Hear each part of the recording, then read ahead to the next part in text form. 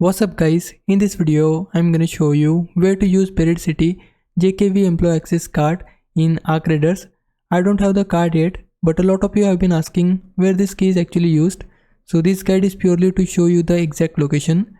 To use the JKV Employee Access card, open the Buried City map and head to the Space Travel building. From there, make your way up to the 4th floor, go up the stairs, turn right, and the first door on your right is the locked room where this access card is used. If you are having trouble finding it, double check that you are on the 4th floor because it's easy to miss during a run. Also, before opening the door, make sure the area is clear. This spot can be dangerous if other players are nearby, so it's smart to loot quickly and keep an escape route in mind. Once I get the access card myself, I'll make another video showing what's inside that room. For now, this should save you time and prevent unnecessary backtracking during your raids. That's all you need to know for the JKV Employee Access card location in Buried City.